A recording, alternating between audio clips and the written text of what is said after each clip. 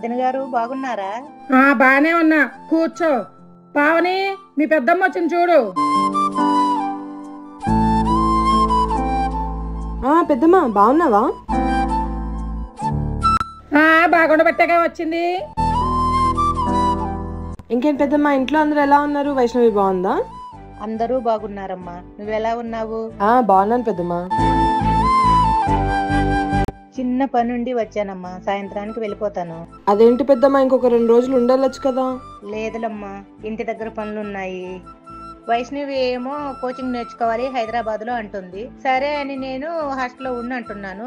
లేదు, నేను అక్కయ్య దగ్గరే ఉంటాను అంటుంది.